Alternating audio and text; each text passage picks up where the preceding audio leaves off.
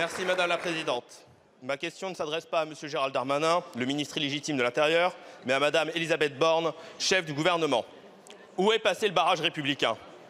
Où est passé le barrage du candidat Macron, réélu en 2022, qui disait aux Français que son élection était leur réponse à l'extrême droite? Où est passé le barrage du candidat Macron en 2017, qui affirmait « l'immigration ne devrait pas inquiéter la population française, elle se révèle une chance d'un point de vue économique, culturel et social ». Où est passé le barrage du ministre Macron qui, en 2015, pensait de l'immigration, quelle est la dignité de l'ensemble de nos pays, notamment de la France, d'être à la hauteur des événements et d'accueillir dignement? Où est passé le barrage quand le parti du président de la République s'apprête à voter une loi écrite par Le Pen, copiée par Ciotti?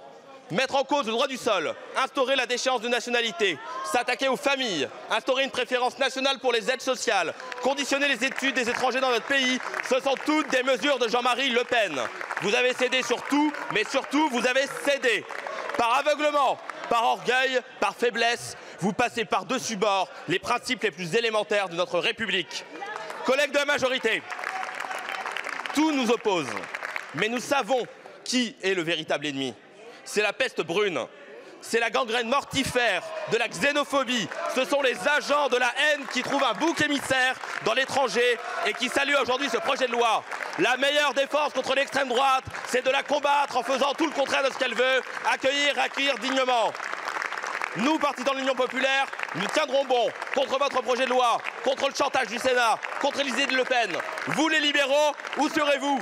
Avec l'arc républicain ou dans l'arc réactionnaire? Alors aujourd'hui, vous faites semblant de découvrir la Constitution. Vous faites semblant de voir que vous avez rejeté dans les bras directement du Sénat le texte que vous n'avez pas voulu étudier. Aujourd'hui, nous ne voterons pas le 22e texte sur l'immigration, mais sur ce qui nous définit. Quelle valeur donnons-nous à une vie?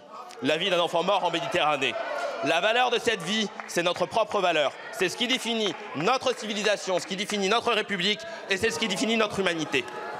Je vous remercie.